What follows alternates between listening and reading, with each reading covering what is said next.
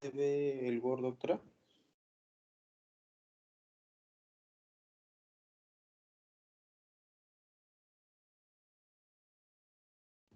Doctora, ¿me Se ve, escucha? Sí, ¿se ve? sí, sí ¿Se se ve, ve. chicos? Bueno, buenas tardes, compañeros.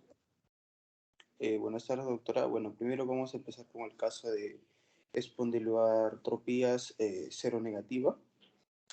Lo primero que en sí es un caso clínico pequeño, así que eh, vamos a tratar de solamente decir lo más importante, lo que podemos rescatar. Primero, no olvidarnos, es una paciente femenina de 25 años, es joven, previamente sana, no ha tenido ningún antecedente de importancia, pero ¿qué es lo que pasa? Refiere que hace 8 semanas empieza de una forma insidiosa un malestar general. Fuera de este malestar general se relaciona una rigidez matutina, ¿no? Quizá la paciente empieza a hacer sus quehaceres diarios, sus actividades y hay una rigidez matutina. Ojo, misma que mejoraba en el transcurso del día, ¿no? Esta rigidez matutina va mejorando en el transcurso del día. También dice que simultáneamente presentó una lumbalgia, pero ¿cuál es lo característico? Que esta lumbalgia no tiene irradiación con dolor moderado e intenso, ¿no? Es una lumbalgia sin irradiación de dolor moderado e intenso, pero sí, ¿qué es lo que pasa con esa lumbalgia? Que empeora con el reposo. Entonces, esa lumbalgia la relacionamos con este empeorón en el reposo, con esa rigidez matutina que tiene la paciente, ¿no? Motivo del cual acude a la consulta y el médico, ¿qué es lo que le va a indicar? AINES y reposo. ¿Y qué pasa? En las últimas 3 semanas, esto es bien importante, ¿no? Bueno, 12 semanas, se acentúa el inicio del dolor de forma brusca, ¿no? Con una franca de dificultad para la marcha. Entonces la paciente ya empieza a acentuarse este dolor y por ende ya hay una dificultad en la marcha, ya es difícil a la paciente caminar. Entonces si ya tiene que hacer algo y es mucho más complicado, debido a que a esta inflamación que va a tener la paciente en el talón derecho y dolor en la rodilla izquierda. Entonces ahí podemos más o menos ir dándonos cuenta que este dolor o esta inflamación está por el talón derecho, dolor en la rodilla izquierda, o sea, estamos hablando de miembros inferiores, ¿no? Y cuando hablamos del examen clínico, mujer joven delgada, ¿no? Tiene una fase dolorosa con el test de Shower positivo. No olvidarnos que el test de Shower positivo, signo de Shower, es un examen físico utilizado en rehabilitación y reumatología, ¿no? Para cuantificar la movilidad de la columna lumbar, ¿no? ¿Cuándo se va a considerar positivo, ¿no?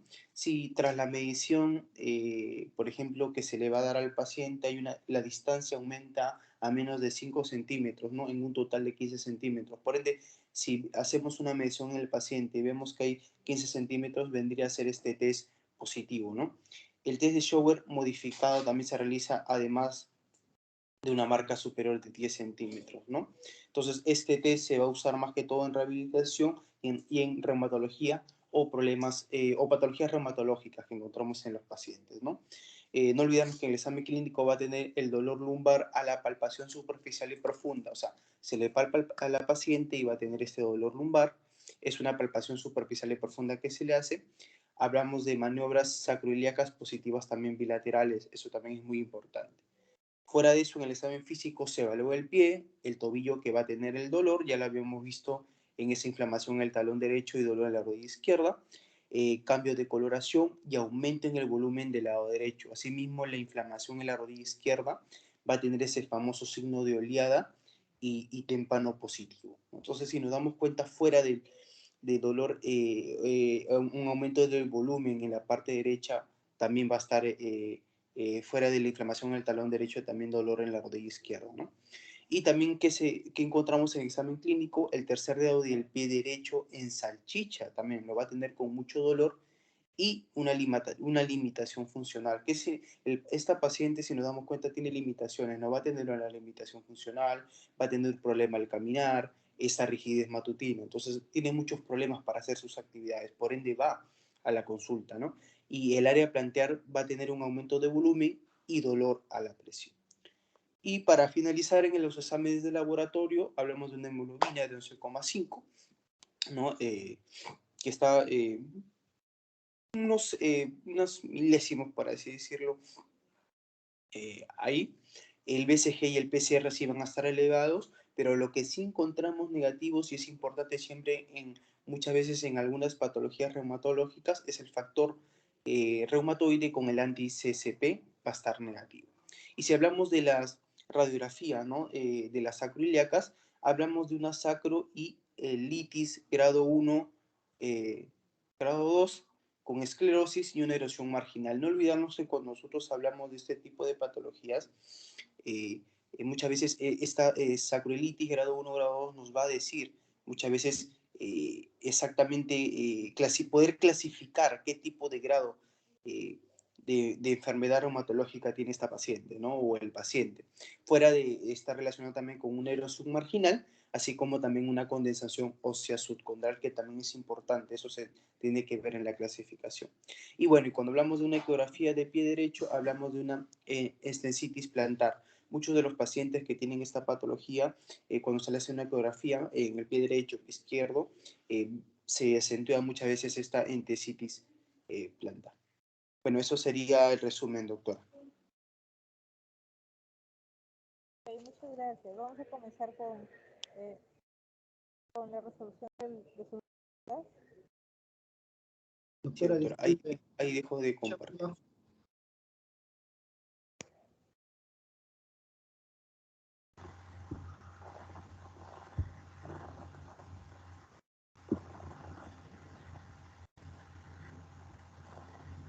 Buenas tardes, doctora. ¿Se me puede escuchar? Muy bien. Se ve mi pantalla. He tocado las dos primeras preguntas sobre elaborar una lista de problemas del caso y lo he dividido de la siguiente manera. Dentro de los signos que encontramos en el paciente es que tiene dificultad para la marcha, también presenta inflamación en el talón derecho, el test de Schober es positivo, las maniobras sacroiliacas son positivas, hay un cambio de color y también un aumento del volumen a nivel del pie y del tobillo.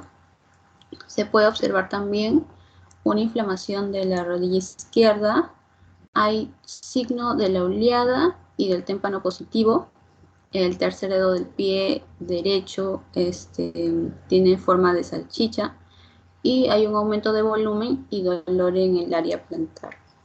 En los síntomas podemos encontrar malestar general, rigidez matutina. No, disculpa, en esta parte de signos que colocas cambio de color y aumento de volumen de pie y tobillo, ¿especifica qué pie y tobillo? ¿La historia clínica o no? No, doctora.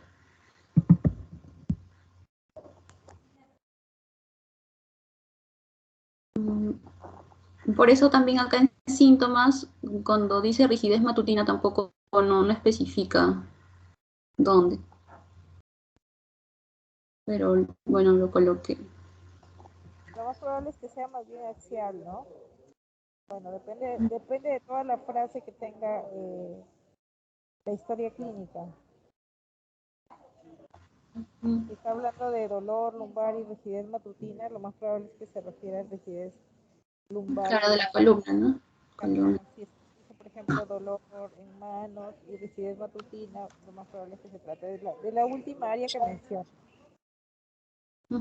Fíjense cuando hagan su Word, si es que especifica pie y tobillo, qué zona o qué área, o a lo mejor si está en una frase dolor en pie y tobillo y rodilla izquierda, a lo mejor se refiere todo el lado izquierdo, ¿no? Eso hay que revisarlo con detalle, porque es importante saber si es que la patología periférica. Recuerden que cuando llevaron semiología, nos dividimos aparato locomotor en dos partes. Una zona que es axial y la otra zona es periférica. En la zona axial nos referimos básicamente a columna. Columna cervical, dorsal, lumbar, sacra y también se incluyen sacroiliacas.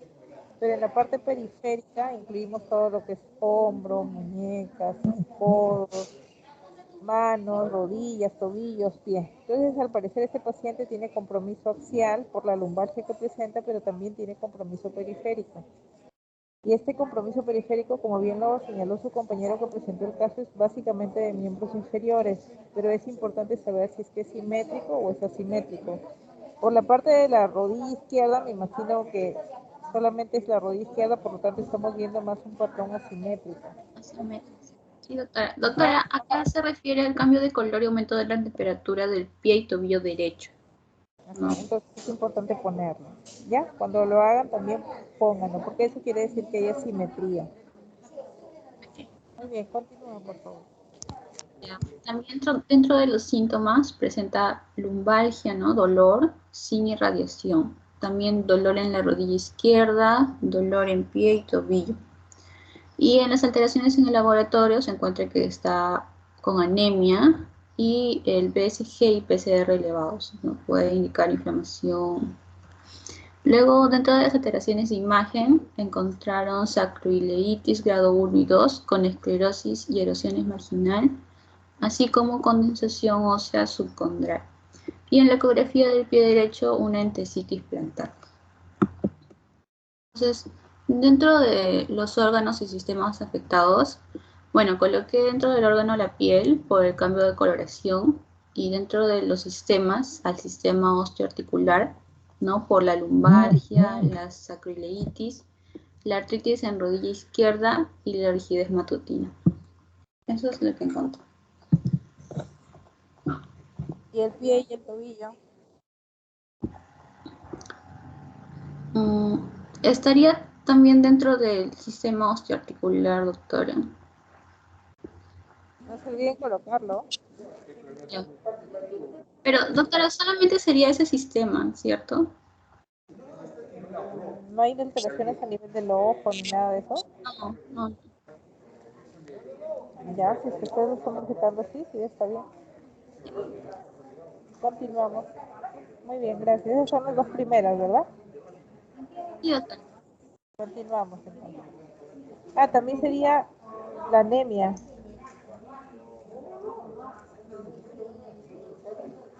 Una anemia leve. Hematológico también debería entrar. Continuamos.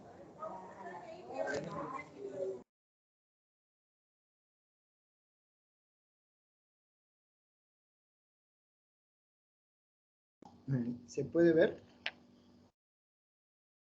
Sí se ve. Ya. Bien, continuando con las preguntas del caso clínico, voy a abordar ahora la pregunta 3, cual nos piden el síndrome o los síndromes y el diagnóstico. Bueno, según los síndromes que yo he podido encontrar, he encontrado un síndrome articular axial, ya que va a haber compromiso de la columna lumbar por el dolor que presenta el paciente, la paciente. También va a haber un dolor a nivel de las articulaciones sacroiliacas. Esto antes de que se pueda conocer que tiene una sacroileitis bilateral, ya que esto fue realizado con una maniobra. Bueno, antes de la radiografía. Ahí, muy bien, me parece muy bien tus síndromes, pero es muy importante que coloques qué patrón tiene Doctora, disculpe, no la puedo escuchar bien. ruido, ¿no? Doctora, ¿no? Se escucha entrecortado. No sé si soy el único, mis compañeros también lo escuchan así. Ah, no, no se puede escuchar. Ahorita sí hay una interferencia. Pero creo que es tu micro, Guido. ¿Ahora? Ya, ahora sí. ¿Me escuchan por acá? Sí, doctora. ¿Me escuchan ahí? Sí se la escucho. Ya, lo que les quería decir en esta parte del síndrome articular axial es importante que coloquen si es que se trata de un compromiso inflamatorio o mecánico. Porque recuerden que en las etiologías de lumbalgia inflamatoria hay un grupo de patologías y en las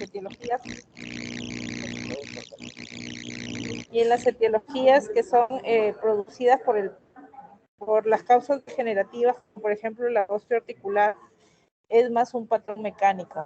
Y recuerda que cuando hablamos de tipos de lumbalgia hay dos grandes grupos, lumbalgia inflamatoria o lumbalgia mecánica. Entonces, ese síndrome articular axial es tipo inflamatorio. Sería síndrome articular axial inflamatorio.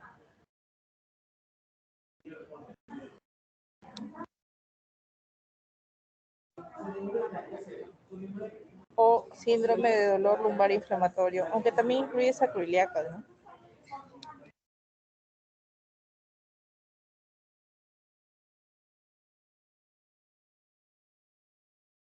Creo que dejaron de compartir. Sí, Guido. No se ve.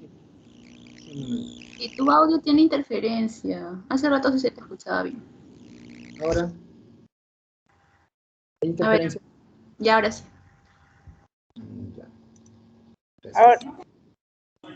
Ahora sí. Muy bien, continúa. Ya. Bueno, también he identificado un síndrome inflamatorio oligoarticular, porque hay un patrón de oligoartritis. Estoy entre 4 o 5 articulaciones que van a estar comprometidas.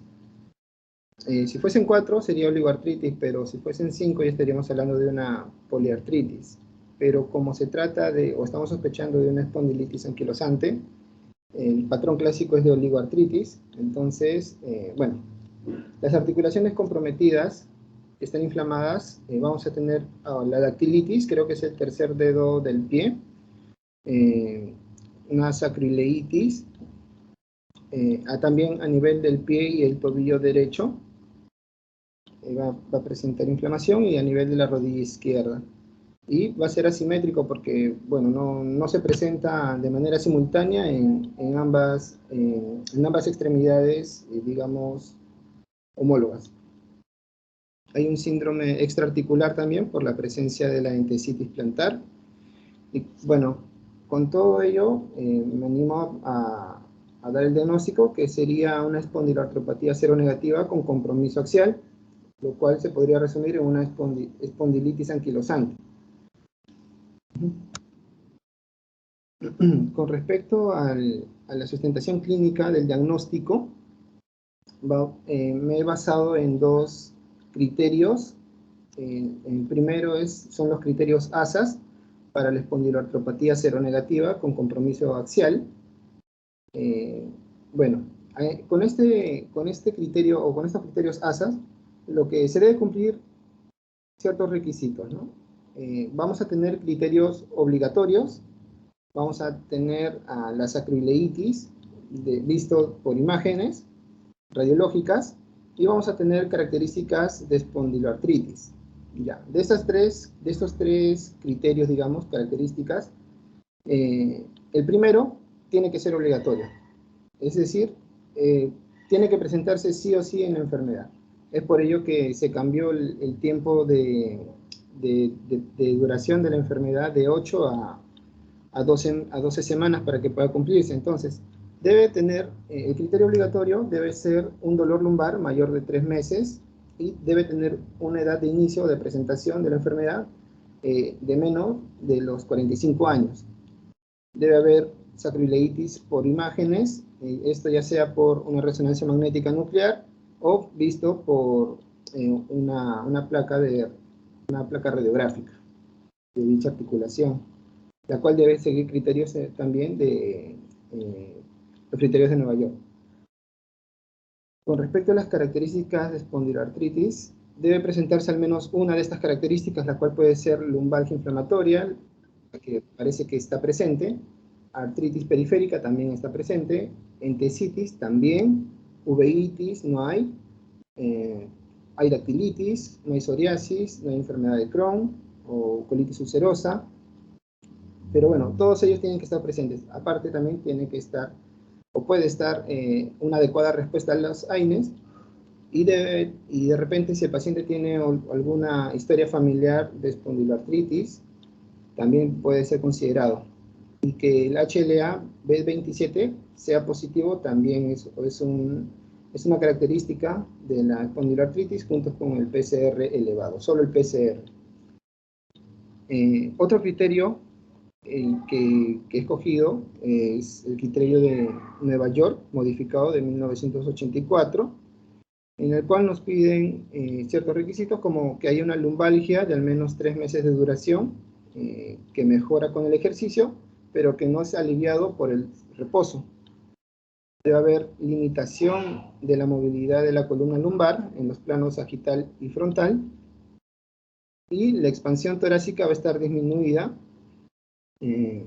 Esto, bueno, también vamos a tener, puede haber la presencia de sacroileitis bilateral de grado 2 a 4 o una sacroileitis unilateral de grado 3 a 4. Esas son la presentación de los criterios. Ahora voy a mencionar por qué está encuadrándose esta enfermedad dentro de estos criterios. Entonces, para los criterios ASAS, habíamos visto que tenía que cumplirse el criterio obligatorio, que es el tiempo de enfermedad más de 3 meses, y sí cumple porque tiene un dolor lumbar mayor de 12 semanas. La edad de la paciente es de 25 años, también se cumple, porque tiene que ser una edad de inicio de menor de 45 años. Y bueno, presenta sacroileitis, visto por radiografía, y va a presentar al menos una característica de una espondilitis, ¿no? Que es, o puede ser artritis periférica, que es presenta, entesitis plantar, PCR elevado. Y bueno, también adicionalmente va a presentar factor reumatoide negativo con anti-CCP negativo. Dentro de los diagnósticos diferenciales, vamos a ver a la artritis psoriásica.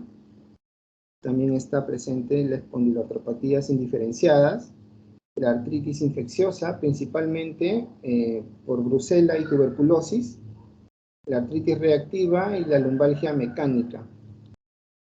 Esto último los he sacado de la guía clínica práctica de salud.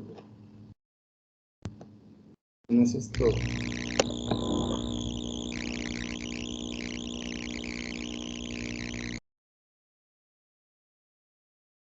Ok, muchas gracias. Miren, cuando hagan su diferencial, siempre ese diferencial tiene que pertenecer al síndrome más importante, que estamos quedando que el síndrome más importante es el síndrome axial inflamatorio.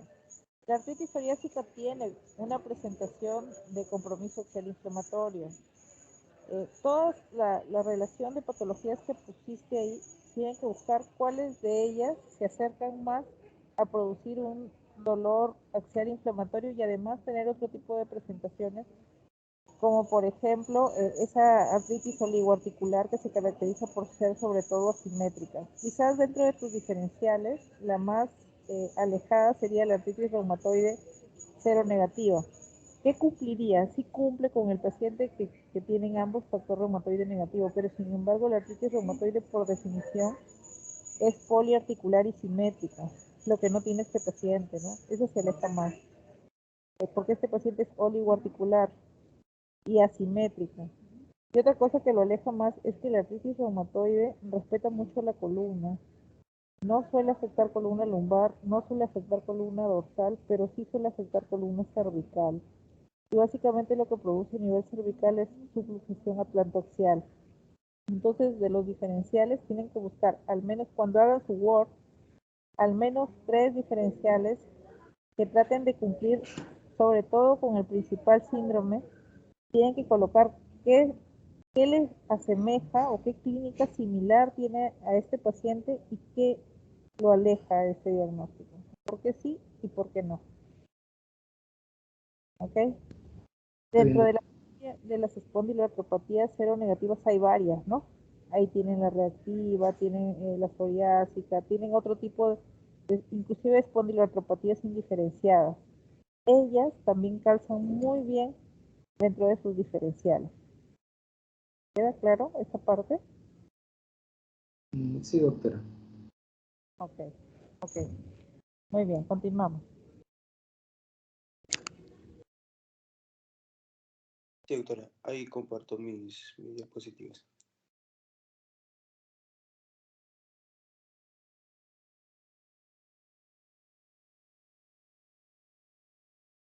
¿Se ve la diapositiva, doctora? Sí, se ve. Ya, perfecto. Bueno, a mí me ha tocado la pregunta 5 y 6. Primero vamos con la pregunta 5, que tiene que ver con sustente su plan de trabajo para el caso de discusión.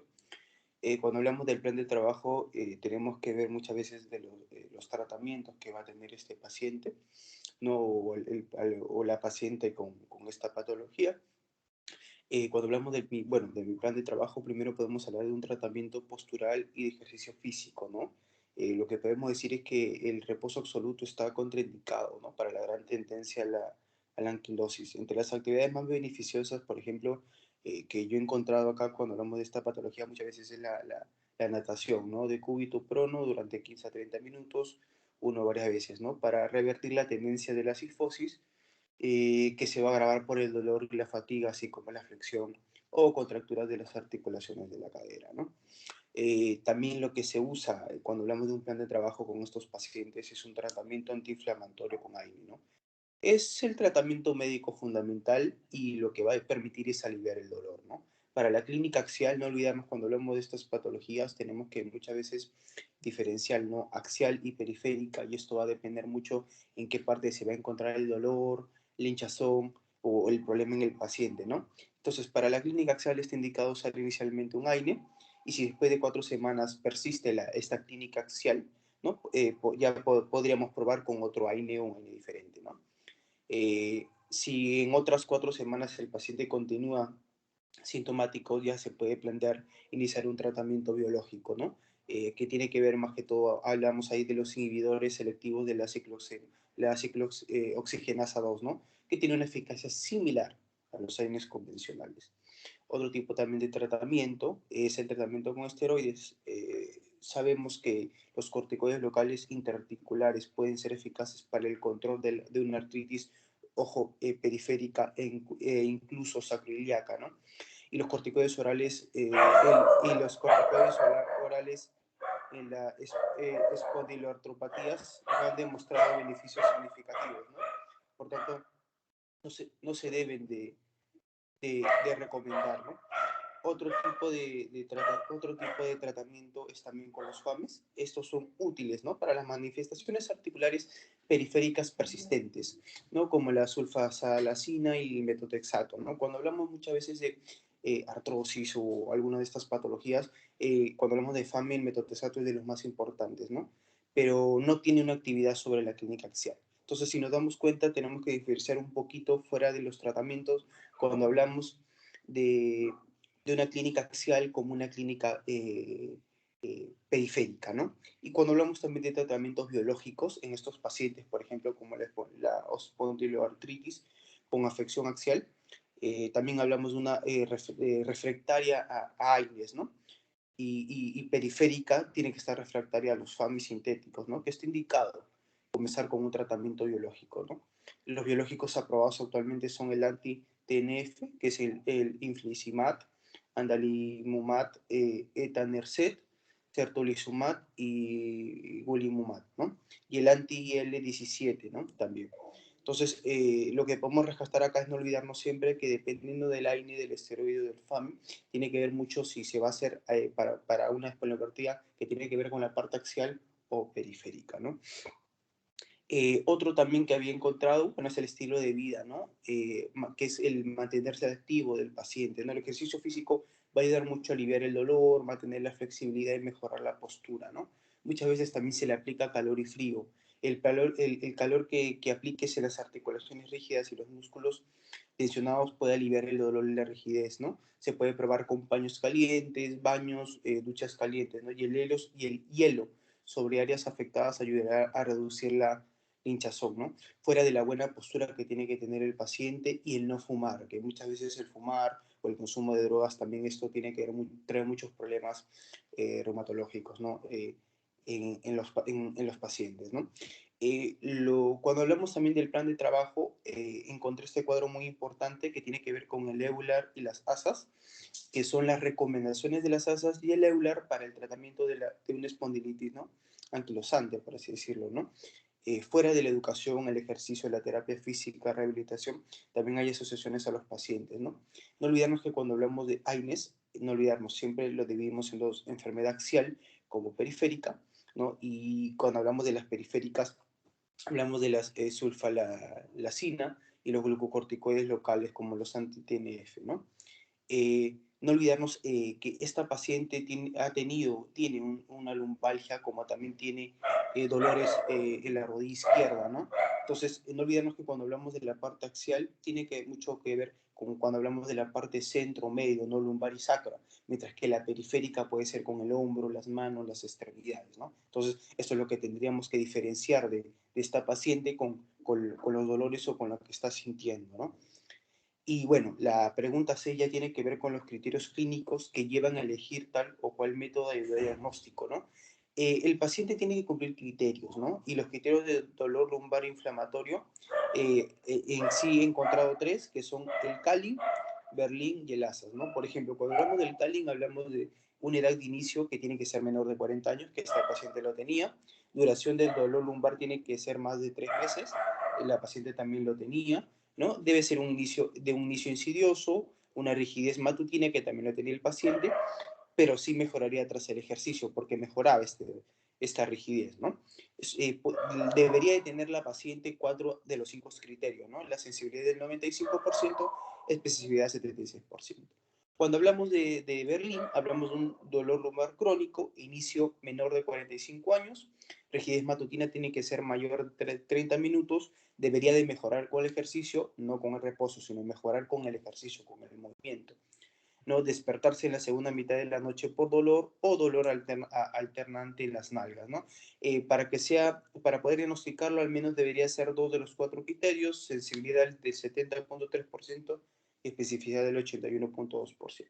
Y cuando hablamos del ASAS, la edad de inicio es menos de 40 años, inicio insidioso, debe mejorar con el ejercicio, no mejoraría con el reposo, y dolor nocturno, ¿no? Que tiene que mejorar al levantarse. Igual, estos criterios debería tener 4 de 5, ¿no? Y la paciente sí tenía casi todos estos criterios, ¿no? Sensibilidad cuando hablamos en las ASAS del 79 al 6% y especificidad del 72.4%.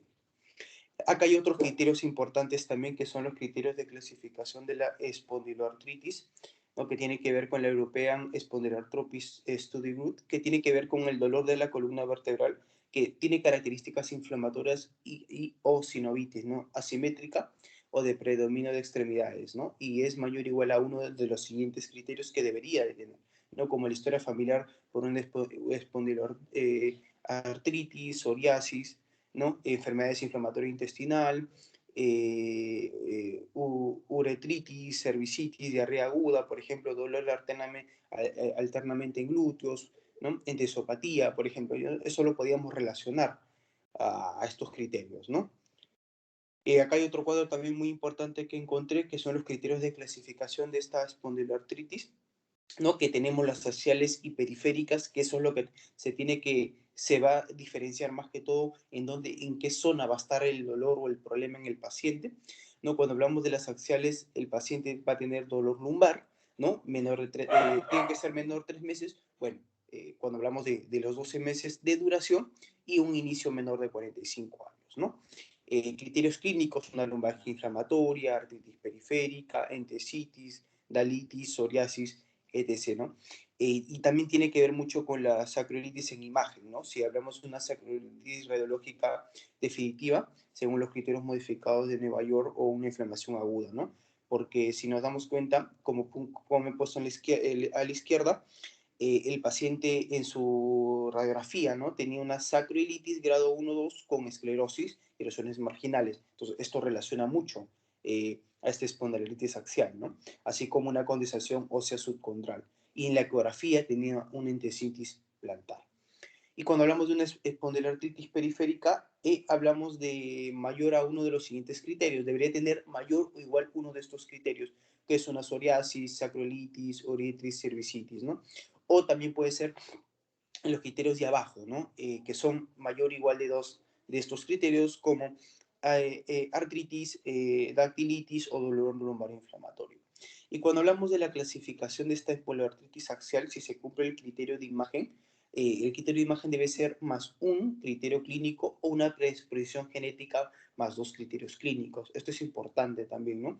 Si se cumplen mayor o igual de los 4 siguientes, por ejemplo, como la edad de inicio menor de 40 años, inicio insidioso, mejoraría con el ejercicio, no mejoraría con el reposo y dolor nocturno. Estos criterios sí o sí debería de cumplir el paciente para poder diagnosticarle esta patología. Y bueno, y para finalizar, los criterios de diagnóstico modificados de Nueva York, hablamos de criterios clínicos como dolor lumbrosacro, duración mayor o igual a 3 meses, mejora tras el ejercicio y no desaparece en el reposo, y una limitación en la movilidad de la columna lumbar o en el tórax, ¿no? Criterios radiológicos también tienen que ver con una artritis en las articulaciones sacroiliacas y en el diagnóstico, ¿no? En un diagnóstico cierto, cierta radiología, mayor o igual a un criterio clínico, y un diagnóstico probable, presencia de 3 criterios o solo un criterio radiológico. Y para finalizar la clasificación radiológica de la sacroiliitis, también hablamos de grados. No olvidemos lo que habíamos encontrado en el paciente, ¿no? Con esta sacroiliitis grado 1 y 2 con esclerosis y erosiones marginales y una entesitis plantar. Cuando hablamos de un grado 0, hablamos hablamos de una afectación sacroiliacas normales. Grado 1 es un borramiento del busto subcontral con un pseudoensanchamiento del espacio articular. Pero si nos damos cuenta, un grado 2 ya es un estrechamiento del espacio articular y una esclerosis, ¿no? Por las osteostitis reactiva y erosiones. Grado 3 es una formación de puentes óseos y grado 3, anquilosis completa de la articulación. Eso sería todo, doctora. Gracias. Miren, chicos, creo que esta parte de plan de trabajo no queda clara. Plan de trabajo no es sinónimo a tratamiento. Plan de trabajo, cuando ustedes cuando ya vuelvan a los hospitales, resulta que en la historia clínica hay un formato que se llama plan de trabajo. Y en ese plan de trabajo uno tiene que anotar todo lo que va a hacer con el paciente. O sea, ¿qué le van a hacer al paciente? El paciente está con ustedes y ¿qué le van a hacer? Ustedes tienen la sospecha por lo que él trae de que tiene una espondilitis anquilosante, ¿no? Entonces, ¿qué le pedirían ustedes a su paciente para confirmar lo que piensan y para comenzar a darle un tratamiento a su paciente? Porque puede ser que lo que traiga no sea de él, entonces tienen que confirmarlo. Es como si un paciente pasara a hospitalizarse, ¿qué le van a hacer? Y ese plan de trabajo se divide en grupos para que ustedes tengan un orden en su cabecita de cómo van a trabajar con el paciente. Y esa división comienza con exámenes de laboratorio. Eso se incluye en el plan de trabajo. Y tienen que detallar qué exámenes de laboratorio le pedirían al paciente. Ya, hemograma completo, BCG y PCR, qué sé yo, glucosa, creatinina, perfil hepático, porque por si le quieren dar DIMARS. Y recuerden que el metrotexato es hepatotóxico y también él puede recibir este medicamento. Entonces, todos sus Doctora, exámenes... no se le escucha muy claro. Por favor, repitan más fuerte. ¿No me escuchan? ¿Todos no me escuchan? ¿Aló? Claro, no, o sea, bajito y no se le escucha muy bien. Pero por favor, repítanos esta parte que es bastante importante para nosotros. Sí, o sea, lo que les estoy diciendo, lo que pasa es que estoy en el hospital y tengo mascarillas y bueno, no sé si es que acá hay menos señal que en mi casa, pero lo que les estoy diciendo es que el plan de trabajo debe incluir en general exámenes de laboratorio, estudios imagenológicos. Se los he puesto en sus trabajos que han presentado, estudios anatomopatológicos, interconsultas con otros servicios si es que lo necesitara y finalmente el tratamiento. Debajo de esa pregunta tienen un montón de preguntas de tratamiento, así que yo en esa parte no les voy a exigir de que coloquen al detalle todo su tratamiento. Cosas generales nada más respecto al tratamiento, pero sí esa pregunta sobre todo explora lo anterior mencionado, o sea, ¿qué exámenes de laboratorio les van a pedir? ¿Qué exámenes de laboratorio generales o especiales? ¿Qué estudios de imagen le van a pedir? ¿Qué estudios anatomopatológicos, si este paciente lo requiere o no? ¿Qué interconsultas harían? Por ejemplo, en este paciente son muy importantes los estudios de imagen. Como estudio de imagen, como bien lo señaló su compañero, le pedirían una radiografía de sacroiliacas, pero así nada más o tiene una posición especial. Hay una posición especial para esa radiografía. Tiene que ser una radiografía de sacroiliacas en posición de Ferguson para que se puedan ver bien las sacroiliacas. Pero solamente radiografía no, también se pide resonancia magnética, porque los cambios en sacroiliitis no son rápidos de ver o no se observan muy bien en las placas, se observan sobre todo en resonancias. Entonces es importante pedir su resonancia y justificar en el criterio clínico por qué lo piden. ¿Sería importante pedirle una placa de columna lumbar? Creo que sí, ¿no? Es importante. Y poner ahí por qué lo piden. ¿Qué criterio clínico les lleva a pedir eso? Entonces, ese tiene que ser el plan de trabajo. El plan de trabajo no puede ser repetir los criterios de nuevo, porque ya se supone que los pusieron en alguna parte anterior a esto.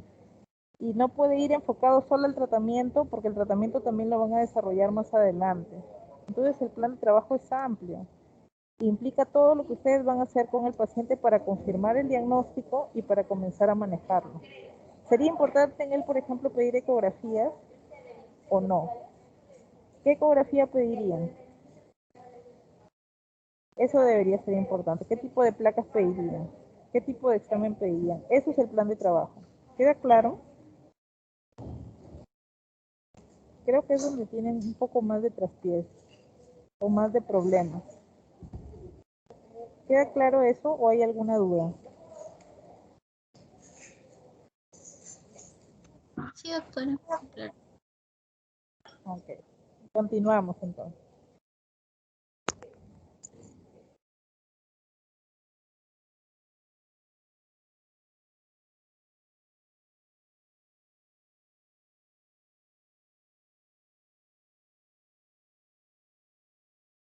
¿Se logra observar?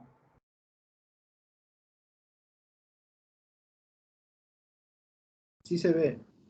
Ok. Bien. Hey, Ahora sí se... ok. Vamos a hacer ahora diagnóstico y tratamiento. Bien, la pregunta 7 es: ¿qué procedimientos diagnósticos o terapéuticos se debe realizar en el caso de mención? Bueno, ya se habló, ¿no? La parte de procedimientos diagnósticos se va a seguir los criterios, y en lo que es el terapéutico, más que todo los farmacológicos, lo vamos a hablar en la siguiente pregunta. Bien, entonces, en procedimientos diagnósticos, como ya se habló, saber dos criterios: criterios modificados de Nueva York y el otro es los criterios de ASO, ¿no? Entonces, sí, un recordar y si especificando qué tiene nuestro paciente. Entonces, los criterios modificados de Nueva York, vamos a poner que lo van a dividir en criterios clínicos y radiológicos. Los criterios clínicos es el dolor lumbar mayor a 3 meses, y que este es de carácter inflamatorio, ¿no? Es decir, que no mejora con el ejercicio, pero no se alivia con el reposo. Y los criterios radiológicos que va a tener nuestro paciente es la sacroilitis de grado 2. Bueno, en el caso clínico nos pone de grado 1 o 2, pero nos pone las flechitas que le indican que es bilateral, o sea que también cumple este ítem. Por ende, esta clasificación lo va a poner como definida, ya que tiene un criterio radiológico y además tiene un criterio, al menos uno, de un criterio clínico, ¿no? En cambio, en lo que es el criterio SASA, nos pide un criterio obligatorio, que es un dolor lumbar mayor o igual a 3 meses y una edad de inicio menor a 45 años, lo cual nuestro paciente cumple. Y a su vez lo va a dividir en dos, ¿no? Si tiene un factor genético o va a tener una sacroilitis en imagen, lo cual nuestro paciente tiene, y además algún mayor o igual a una característica, ¿no? En nuestro paciente he podido remarcar tres, que es el dolor lumbar inflamatorio, la entesitis y la dactilitis, ¿no? Bien. Ahora, la pregunta 8 es lo que es el criterio clínico psicológico, pero el uso racional de medicamentos terapéuticos. Entonces, aquí he puesto los fármacos más o menos que podría utilizar. Entonces, puse los AINES, lo que es la indometacina o la fenilbutazona. Bueno, ya el mecanismo de acción, ¿no? De la inhibición de lo que es la COX-2. Ejercicios, esa es la parte no farmacológica, lo que es para mantener la movilidad y mejorar la capacidad funcional a la vez que se evitan las deformidades, ¿no? Había leído de que una de las recomendaciones de los pacientes, una vez que tienen las recomendaciones farmacológicas, se les recomienda también lo que es la natación principalmente.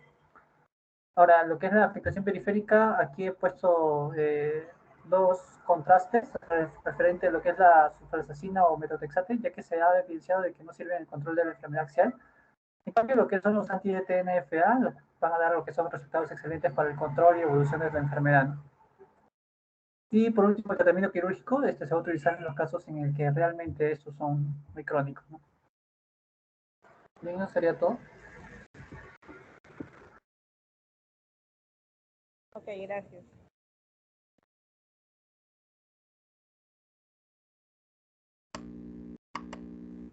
No se olviden, en esta parte de farmacológico es que tienen que poner los mecanismos de acción de los medicamentos.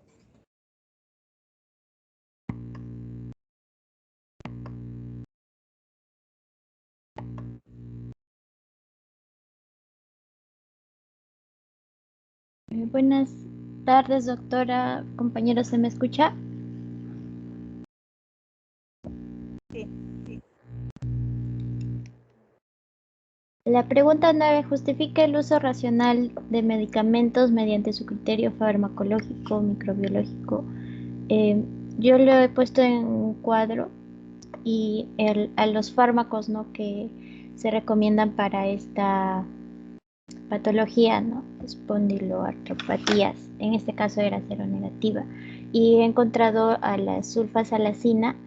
Y bueno, para recordarnos la anterior pregunta, de en modo general nomás, lo que hace es que es un antiinflamatorio y también es un inmunomodulador, ¿no? Son estos los fármacos, ¿no? No olvidar, fármacos modificadores de la enfermedad, de la forma de que inhiben a la respuesta inmunitaria y también impide la quimiotaxis de los neutrófilos. La dosis recomendada para la patología es de 1 a 3 gramos por día, y si se le da mucho, ¿no?, o en bastante tiempo prolongado, estamos considerando que es una toxicidad, ¿no?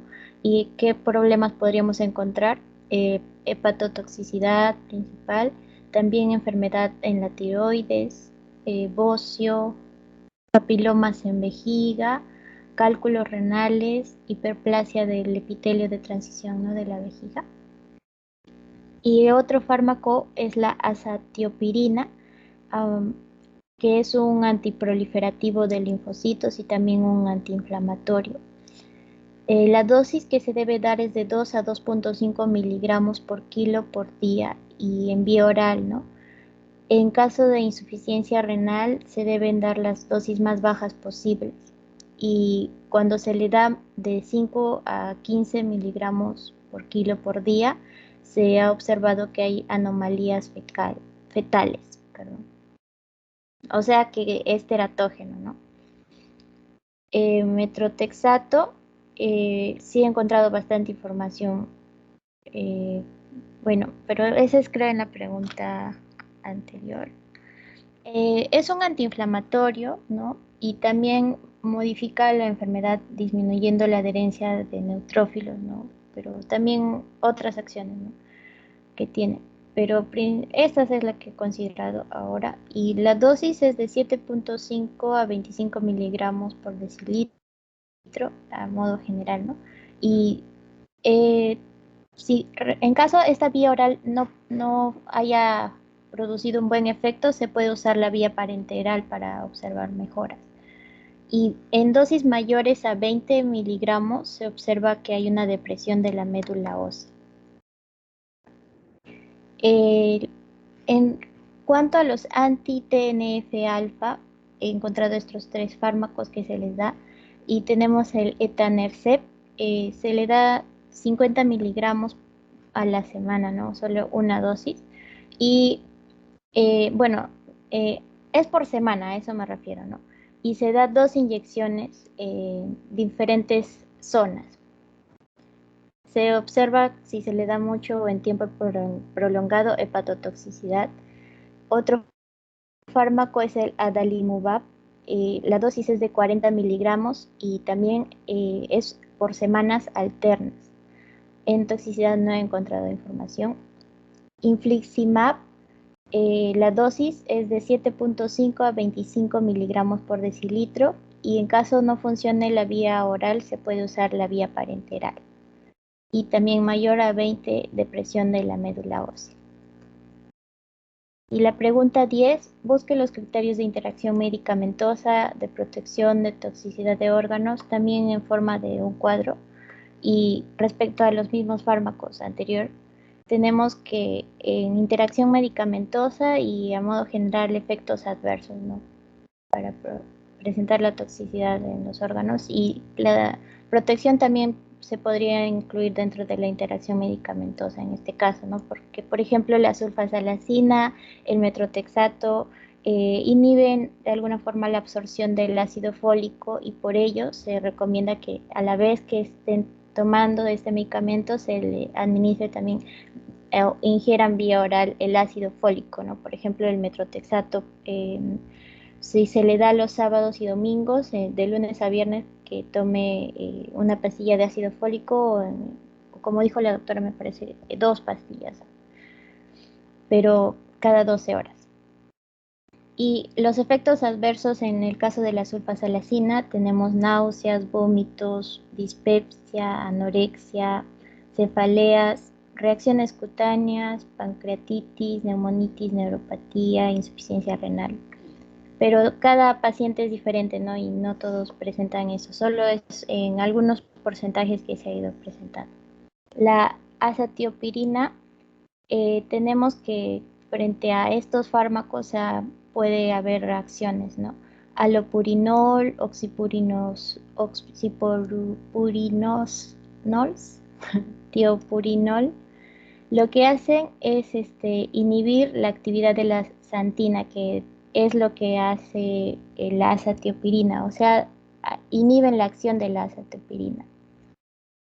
Respecto a los bloqueantes musculares, la azathiopirina lo potencian más. La warfarina inhibe a la azathiopirina y he encontrado que recomendaciones se debe evitar citostáticos porque son agentes mielosupresores. El citromazol junto con la azathiopirina presentaría una anomalía hematológica. Y igual con los inhibidores de ECA, como el captopril. En los efectos adversos tenemos que puede haber infecciones más presentes, depresión de médula ósea, leucopenia, neoplasias. Y el metrotexato, aparte de mencionarles que también con este fármaco leucovorina, lo que va a hacer este metrotexato más leucovorina circunvala el bloqueo enzimático producido. De alguna forma también es como un impedimento, ¿no?, para el metrotexato. Y no se le debe de dar AINES. ¿Por qué? Porque aumentan las concentraciones séricas del metrotexato y puede ocasionar muerte por una toxicidad hematológica o también alteraciones a nivel gastrointestinal. Y esto me parece interesante, ¿no?, porque siempre hay problemas con los pacientes que presentan artritis y de todas formas a veces se les da AINES, ¿no? Acá otro fármaco, befocoxib, ¿no?, o algo así, befocoxib, disminuye también el aclaramiento del metrotexato. Y acá más información sobre otros fármacos del metrotexato, porque es el fármaco que bastante estamos conociendo en este semestre, en este año. Tenemos a los salicilatos, que también afectan la secreción renal. Mayoría es que alteran el aclaramiento del metrotexato, ¿no? En este caso, de forma renal, y también puede ser que desplace al metrotexato de su unión con las proteínas y de esa manera aumenta la toxicidad. Con el trimetoprim dice que ocurren efectos aditivos, ¿no?, que de alguna forma sí sería beneficioso porque aumentan la actividad del metrotexato, ¿no?, y también aumentan la supresión de la médula ósea. Si se le da junto con los antibióticos, el metrotexato disminuye su absorción intestinal. Por ejemplo, tenemos que, además de esta información, con el cloranfenicol, la tetraciclina, desplazan al metrotexato de las proteínas, ¿no?, como hemos visto anteriormente, y eso también aumentaría su toxicidad.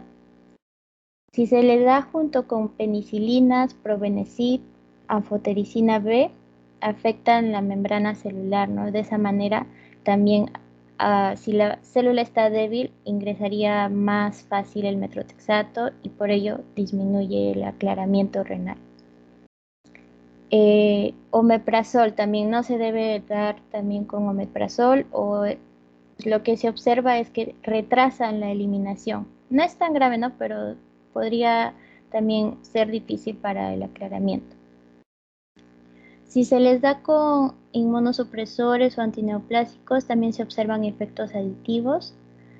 En este caso también no sería grave, según lo que leí. Si se les da con corticosteroides, por ejemplo, la hidrocortisona disminuye la síntesis de timidilato y de esa forma disminuye la citotoxicidad, ¿no? En este caso parece ser algo bueno. Y si se le da junto con la prednisona, un corticosteroide también, bloquea inhibiendo la síntesis de DNA. Si se le da junto con fluorouracilo, aumenta la fluorouridina trifosfato, que causa mortalidad celular. Pero si se le da este 5-fluorouracilo antes del metrotexato, disminuye la toxicidad. Si se le da junto con el L-asparaginasa, acá puede ocurrir más o menos como una reacción anterior, ¿no? Si se le da antes, primero se ingiera la asparaginasa y luego de 24 horas el metrotexato, sí es beneficioso, disminuye la toxicidad. Pero si se le diera durante, por ejemplo, sí sería malo, ya que aumenta la sensibilidad del metrotexato. Si se le da por último con vincristina, de 0 a 1 hora antes, bloquea la salida del metrotexato de la célula, ¿no? De todas formas, acá sí altera el aclaramiento. Y respecto a los anti-TNF, el etanercept interacciona con la anakinra en un 7% de un estudio se halló infecciones y en un 2% neutropenia. Es un porcentaje bastante bajo, ¿no? Y los efectos adversos, reacción en la zona de inyección, reacción alérgica, desarrollo de autoanticuerpos, picor y fiebre. Adalimumab interacciona con la abatacept, anakinra. ¿Y por qué? Porque la toxicidad se potencia. Los efectos adversos, infecciones de las vías respiratorias, reacciones en el lugar de inyección y dolor muscular. Y por último, infliximab reacciona o interacciona con los fármacos biológicos como anakinra, abatacept, y esto hace que haya mayor riesgo de infecciones y también puede haber neutropenia. Y si se le da también mayor de la dosis, puede haber depresión de la médula ósea. Eso sería todo. Muchas gracias. Lo que quiero que se lleven de acá es que cuando hay compromiso axial, ya sea a nivel de columna o a nivel de sacroiliacas, el mecanismo de elección siempre es un biológico. Ya no es como en artritis reumatoide que comienza con metrotexato, ciprofloxacina y van subiendo, no. Si es que se afecta columna, si es que hay inflamación a nivel de sacroiliacas y a nivel de columna, siempre el mecanismo, primero antiinflamatorios, si es que hay fallas antiinflamatorios, así como ustedes lo han colocado por lo menos un mes de antiinflamatorios, si es que pese a eso no mejora, el medicamento de elección debe ser un anti-TNF. ¿Ya? En cambio, para la parte periférica, como bien lo han señalado ustedes, que es oligoarticular, que es asimétrica, que afecta más a miembros inferiores, ahí sí se utiliza primero sulfasalazina, metrotexate, obviamente antiinflamatorio, pero recuerden siempre que a nivel axial es el anti-TNF, ¿ya? Y el que está aprobado en las guías es el etanercept en primer lugar, en segundo lugar ya infliximab o adalimumab. ¿Algunas dudas con respecto a este caso?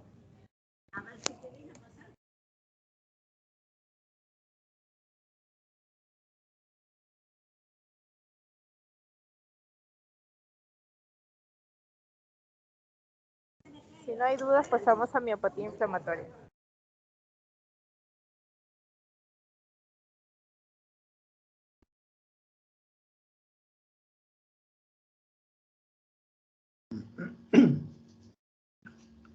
Bien, bueno, en esta oportunidad me ha tocado a mí resumir el caso clínico.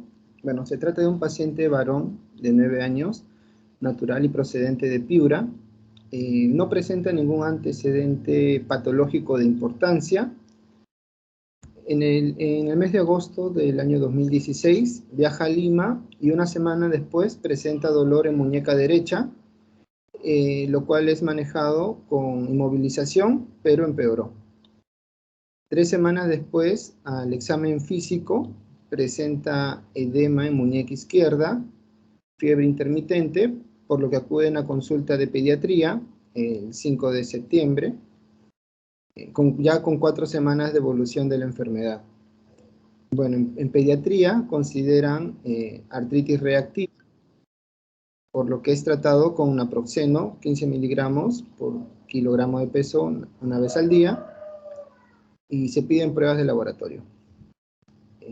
2 semanas después, o bueno, 6 semanas después, acude a consulta de reumatología pediátrica, ya con un tiempo de 10 semanas de poliartritis, donde se ve que hay pobre mejoría con los AINES, y al examen físico, el paciente presenta, bueno, me refieren solamente examen físico, los codos, muñecas, metacarpofalángicas, interfalángicas, rodillas, tobillos, y bueno, metatarsofalancicas. Pero ahí pongo inflamación porque en la diapositiva donde estaba el caso clínico no refiere nada más. Entonces, asumo que quieren decir inflamación. Bueno, eso queda al aire entonces. Con respecto a los resultados del laboratorio, Si te colocan ahí 10 semanas de poliartritis, se supone que es inflamación articular, ¿no?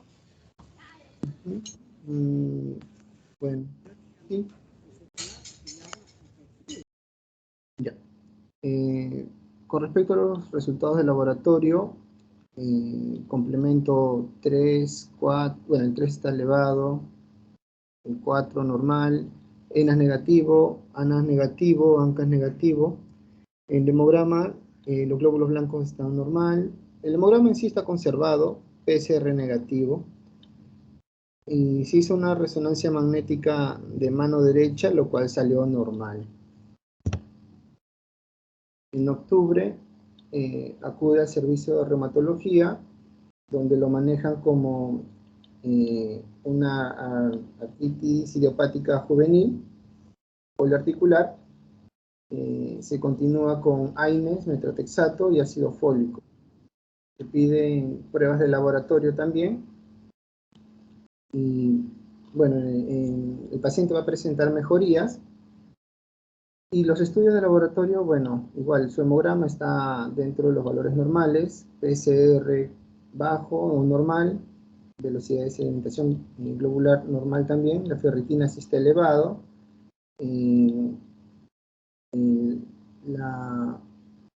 no sé si es 36 o 3.6, creo que me equivoqué en creatinina.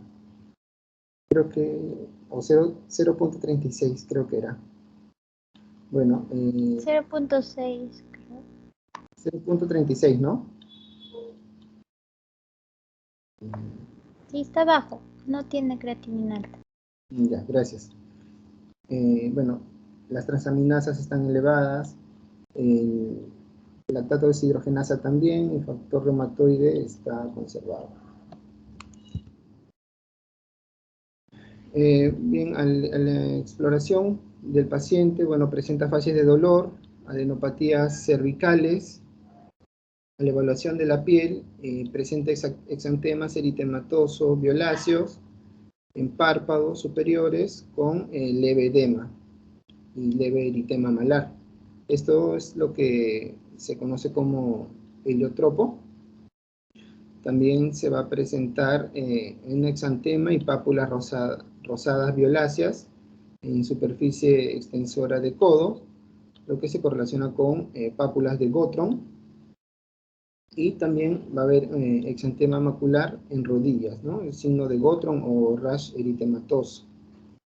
La fuerza segmentaria cervical va a estar disminuida, de la cintura escapular también, y de la cintura pélvica. La marcha va a ser miopática. El paciente presenta un peso de 37 kilogramos, una frecuencia cardíaca de 124, está elevado, una tensión arterial de 113 sobre 46 milímetros de mercurio, y una saturación de oxígeno baja también, un 91%. El paciente presenta dolor con la movilización de los hombros, edema bilateral de codos, edema bilateral de muñecas, de articulación metacarpofalángicas, interfalángicas. También un derrame bilateral a nivel de las rodillas edema bilateral en tobillos y dolor a la compresión de las articulaciones interfalángeas.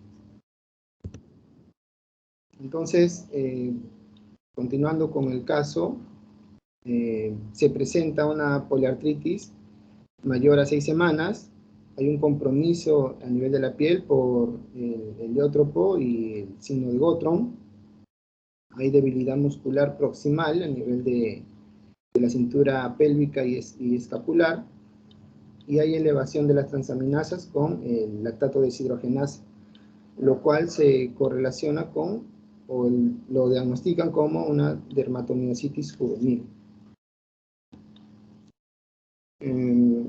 Bueno, en los exámenes de laboratorio solo mencionan eso, hemograma,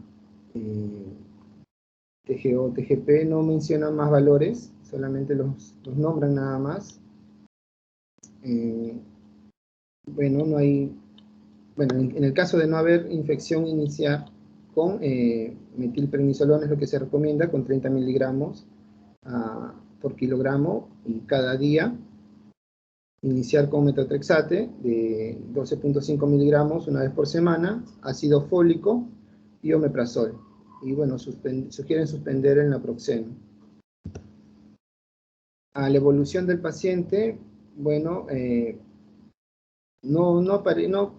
aparentemente está sin infección. Iniciar un manejo con metilprednisolona intravenoso. Egreso con esteroides orales, metotrexato, ácido fólico y omeprazol. Pero está llevando un seguimiento por reumatología pediátrica y se le encuentra calcinosis generalizada no controlada. Infección por citomegalovirus, pero la cual está siendo tratada, y las enzimas musculares siguen de manera persistente elevadas. Bueno, es el mismo caso, ya pasó un año, o bueno, ya pasaron casi 2 años, el niño tiene ahora 10 años de edad, y se van a encontrar lesiones costrosas induradas en el glúteo derecho, de 2 meses de evolución, no hay fiebre, pero sí el dolor es muy intenso. Va a presentar lesiones en el glúteo derecho, con áreas eritematosas, esfaceladas, intensamente dolorosas, hay secreción blanquecina, y también hay edema y eritema secundante. A la evolución, igual salió metilprednisolona intravenosa en 3 bolos, más manejo conservador de lesión, y fue dado de alta. A los 12 días reingresa por fiebre, consideran sobreinfección, y por lo que inician con antibiótico-terapia. Van a evidenciar también una secreción abundante a nivel de la lesión y realizan un drenaje quirúrgico. Y el microorganismo que se aisló fue el Staphylococcus aureus, el cual se trató. Bueno, y presentó un defecto en la pared, requirió BAC, no sé qué es BAC, múltiples lavados y debridamiento sin mejoría. Se evidencia el tejido subcutáneo calcificado, se considera complicación de MJ con rayos X de empeoramiento con manipulación. Y bueno, la Junta Médica sugiere retiro de BAC y cierre por segunda intención. Y aquí en BAC es un sistema de aspiración continua de secreción, ¿ya? Eso es el BAC. Que se utiliza generalmente en operaciones, generalmente de trauma, he visto yo, para aspirar y que no se acumulen secreciones en una herida. Muy bien, continuamos.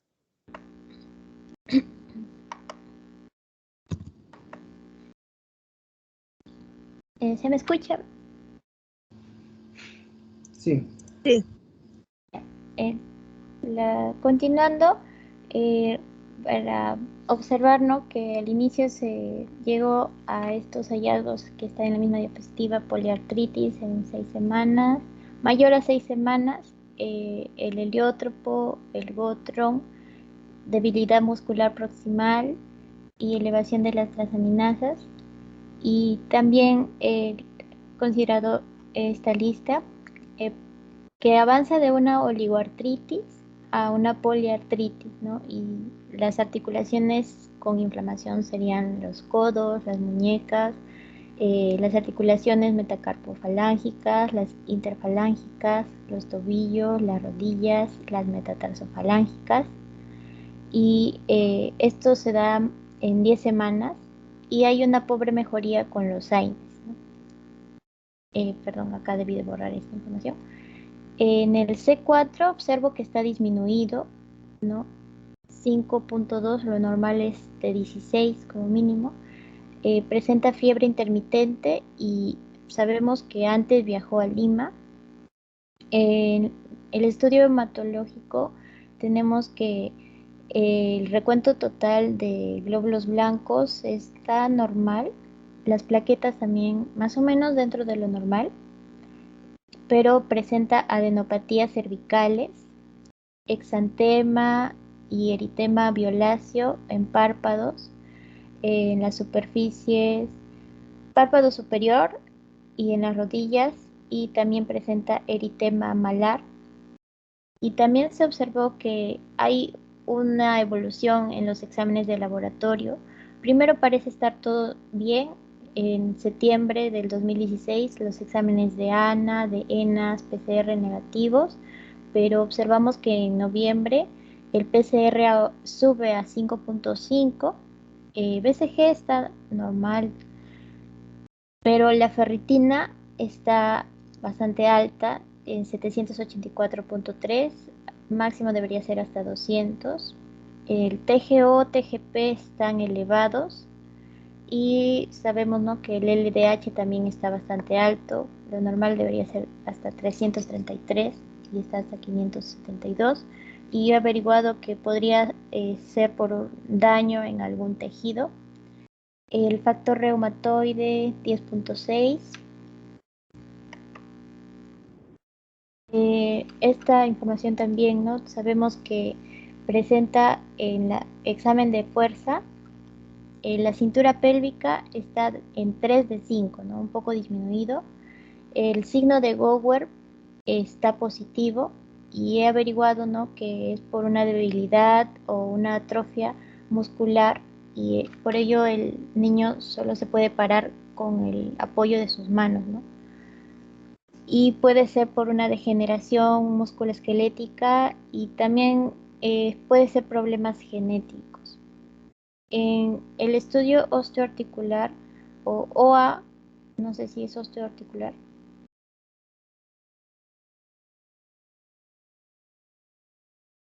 presenta edema bilateral, gracias, en donde en codos, muñecas, rodillas, tobillos y presenta solo dolor en los hombros y también a la compresión interfalángica. Y al final lo que se observa, ¿no?, después de los 2 años, lesión en el glúteo derecho, eritematoso, esfacelado o costroso, ¿no?, y dolor. Esto evoluciona a una secreción blanquecina, edema, fiebre, y esto ya nos indicaría, ¿no?, infección, y ahí se halló que encontraron el Staphylococcus aureus. El tejido subcutáneo está calcificado y en la radiografía nos menciona que hay un empeoramiento con manipulación. Solo eso, ¿no? Y acá para observar, ¿no?, la secreción blanquecina y la evolución final. Bastante feo se ve. Gracias. Ok, gracias. Continuamos.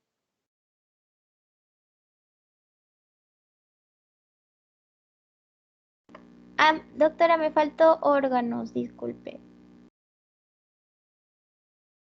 Órganos afectados. A ver, colócalo, por favor.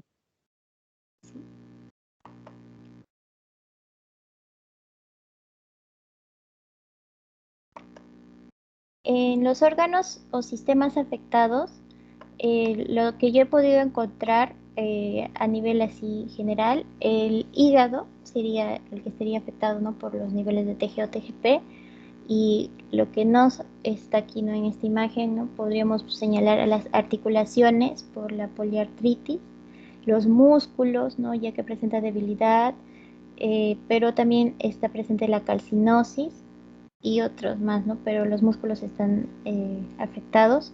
La columna vertebral, la piel, el sistema inmune debido a que presenta una infección, ¿no?, el sistema linfático por la adenopatía cervical y el sistema hematológico por la ferritina alta. Ahora sí, gracias. Ahí es importante que en músculos coloques disminución de fuerza proximal. De acuerdo, doctora, ¿Ya? ahora lo coloco. Disminución Gracias. de fuerza muscular proximal.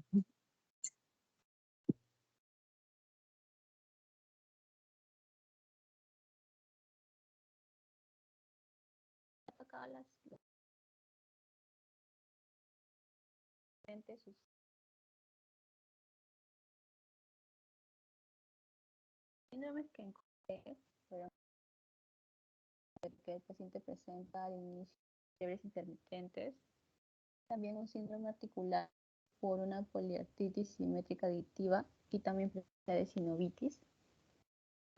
Puse también un síndrome hepático por la elevación de las transaminasas. También un síndrome doloroso porque hay dolor con la movilización de los hombros y también por la lesión que es intensamente dolorosa. Un síndrome edematoso porque hay un edema bilateral de codos, muñecas, metacarpofalángicas y las interfalángicas. También un síndrome infeccioso porque, bueno, mencionaron que presentó una infección por citomegalovirus, también por la lesión costrosa en glúteo derecho con secreción blanquecina abundante y también por una infección por Staphylococcus aureus.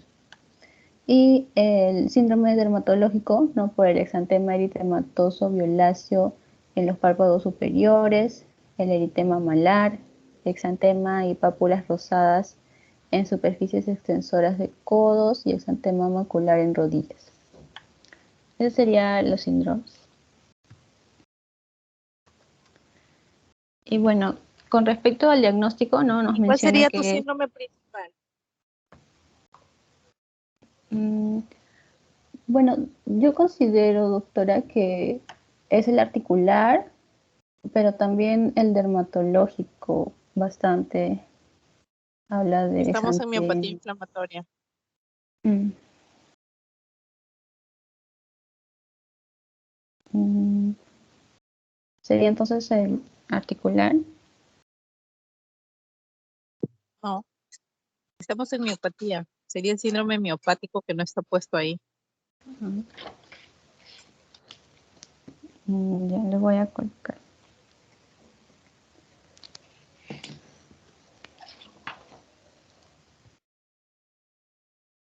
Ya, bueno, con respecto al diagnóstico, no nos indican que es una dermatomiositis juvenil.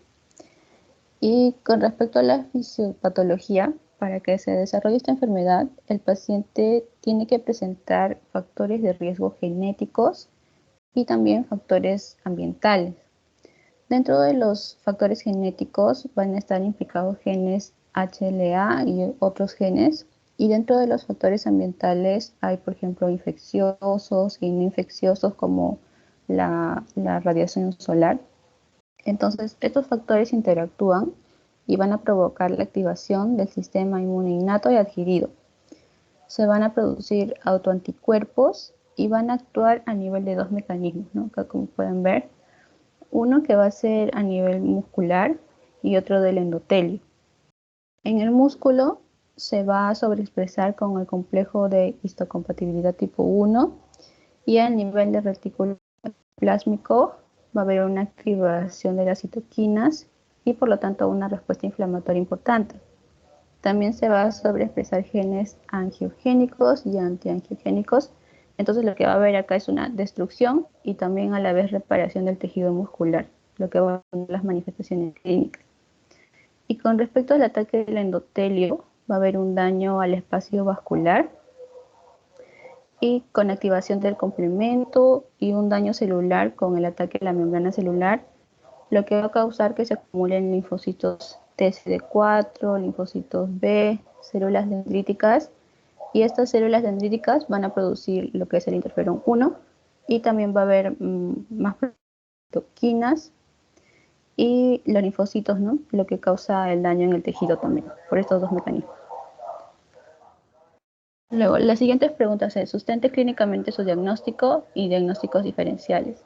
Dentro de la clínica, bueno, lo que nos lleva al diagnóstico, lo más característico es que vemos que hay una debilidad simétrica más proximal que distal, ¿no?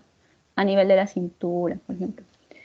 Y también el exantema característico, este de acá, ¿no? Exantema en heliotropo, que es una coloración en párpados, con edema periorbitario, es patoneumónico, de ahí que era patoneumónico de esta enfermedad. También el signo de Gottron, que es un exantema eritematoso sobre las superficies extensoras de articulaciones como nudillos, codos, rodillos y tobillos. Y pápulas de Gottron, esto no presenta lo que resaltado presenta el paciente, ¿no? También signo en B, que es el exantema en la parte anterior del cuello, como en el pecho, que está la parte expuesta al sol.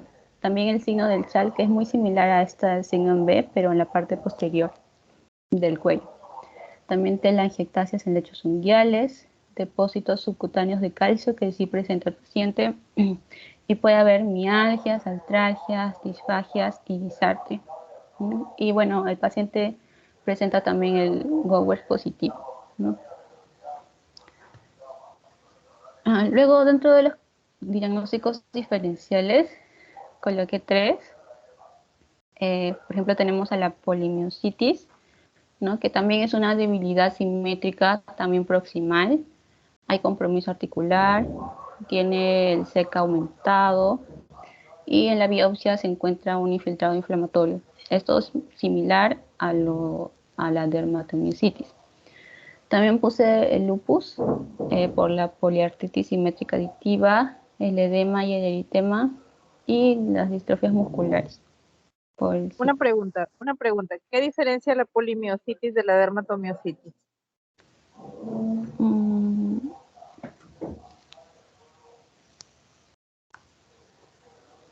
Bueno, había visto que, por ejemplo, dentro del tratamiento, la No en el dermatomiositis. tratamiento, en la clínica, ¿qué los diferencia?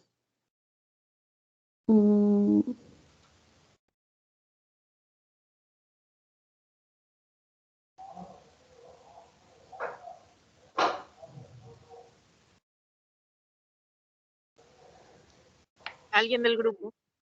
Doctora, puede ser el compromiso dermatológico, como Por los supuesto, exantemas. es la única diferencia, ¿no? Bueno, clínicamente la diferencia es el compromiso dermatológico.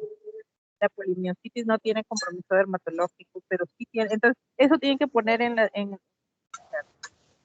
sí tiene debilidad simétrica proximal, sí tiene compromiso de creatinina elevada, de CPK, enzimas hepáticas, pero no tiene compromiso dermatológico como pápulas de Gottron, como todas las lesiones que tiene su paciente. Eso tienen que hacerlo con todos sus diferenciales, ¿ya? Y recuerden que los diferenciales deben producir debilidad muscular proximal. ¿Ya? Muy bien, continuamos. ¿Qué tienen y qué no tienen? Es lo que tienen que poner en los diferenciales.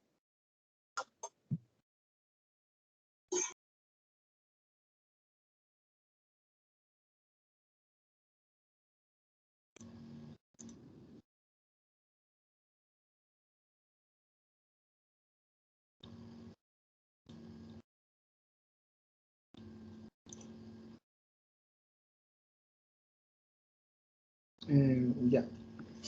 Bien, se me escucha, ¿verdad? Sí, se escucha y sí se ve. Ya. Con respecto al plan de trabajo, bueno, lo he tratado de esquematizar de la siguiente manera. Evidentemente, una vez que ya hemos recibido al paciente, le hemos hecho su examen físico, se ha analizado lo que presenta el paciente, el problema, los signos y síntomas, junto con, bueno, con todo lo que abarca la enfermedad, para poder nosotros confirmar nuestra presunción diagnóstica, se deberían realizar ciertos estudios de laboratorio y de imagenología. Con respecto a los estudios de laboratorio, vamos a tener, estudios de patología clínica. Vamos a tener al hemograma completo, a velocidad de sedimentación globular y PCR, factor reumatoide, anticuerpos antinucleares, anticuerpos nucleares extraíbles, el perfil hepático, pruebas de función renal, exámenes de orina y la biopsia del músculo. Bueno, los primeros que he mencionado principalmente es para ver cómo está llegando el paciente y para tener un alcance inicial de cómo es que se está presentando la enfermedad en el paciente. Se realiza la biopsia a nivel muscular y esta es considerada el gold estándar, es la prueba de oro, la cual nos va a decir sin refutar si es o no es la enfermedad, en este caso dermatomiositis.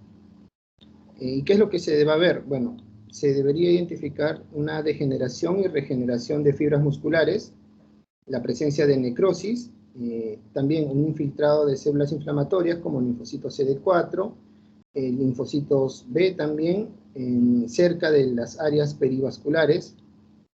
Asimismo, va a haber una atrofia perifascicular y depósitos de inmunocomplejos a nivel de los capilares.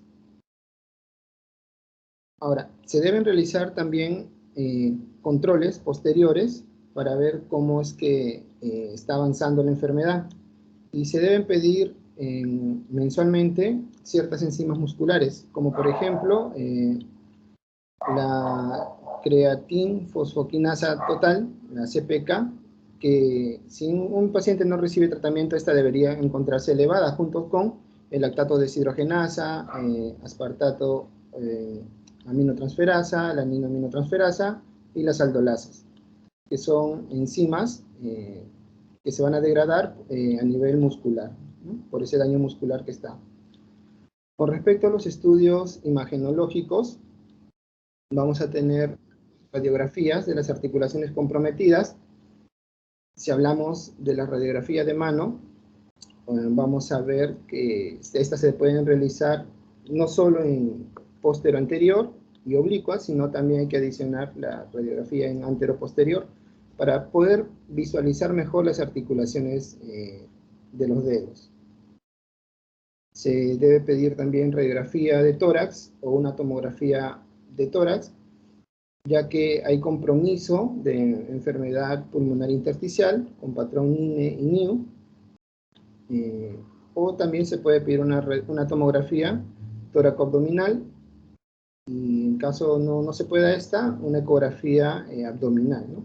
Esto porque la paciente va a presentar disfagia y reflujo, bueno, el paciente. También se puede realizar una resonancia magnética nuclear a nivel muscular. Esto se puede adquirir con unas secuencias potenciadas en T1 y en T2.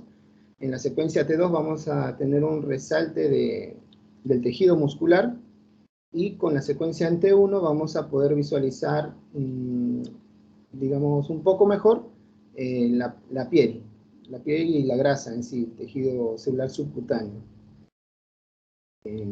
Bueno, y nos permite valorar también el daño crónico que se pueda presentar y la actividad de la enfermedad. Con respecto a la electromiografía, esta puede presentar potenciales de fibrilación, descargas repetitivas complejas, ondas agudas positivas y potencial de unidad motora de baja amplitud y corta duración. Con respecto a los criterios clínicos, se aplican básicamente la clasificación de Bohan y Peter, para la polimiositis y dermatomiositis. Como la profesora ha mencionado, la polimiositis está, digamos, dentro de la dermatomiositis. La única diferencia es el compromiso en sí dermatológico, el cual va a ser esto, el exantema en heliotropo o el signo de Gottron. Si queremos valorar a la polimiositis, solamente se trabajarían con estos 4 puntos, con estos primeros cuatro puntos, y para trabajar o sospechar de una dermatomiositis, ya tendríamos que valorar los 5 puntos. Y en este caso, el paciente presenta debilidad muscular proximal simétrica, con una duración ya de semanas o meses, por lo que el punto 1 se cumple, el criterio 1 está cumpliéndose, pero también va a presentar niveles altos o elevación de las enzimas del músculo esquelético, como por ejemplo las transaminasas, el LDH, la CPK. Hasta aquí ya van 2. No hay resultados de una electromiografía, tampoco, porque no se le hizo, no se refiere en el caso, y tampoco se refiere que le hayan hecho una biopsia muscular, o no lo mencionan en todo caso. Pero sí está presente el compromiso dermatológico, en el cual hay la presencia de un exantema heliotropo y los signos de Gottron. Entonces, para valorar estos criterios, tenemos que ver que debe cumplirse el punto 5 para la dermatomiositis, se cumple, pero aparte de eso, debe cumplirse los 4 siguientes, o los 4 superiores, para hablar de una dermatomiositis definitiva. En sí, solamente deben cumplirse 3. De estos 4, 3 para hablar de una dermatomiositis definitiva. Si se cumplen 2, estamos hablando de una probable dermatomiositis. Si se cumple el 5, con uno de estos 4, se concluye con una posible dermatomiositis. En este caso, se cumple el punto 5, el compromiso dermatológico, con solamente 2 de estos 4 criterios antes mencionados, por lo que se concluye que estamos frente a un caso de dermatomiositis. Eso es todo. Sí, ya. Continuamos.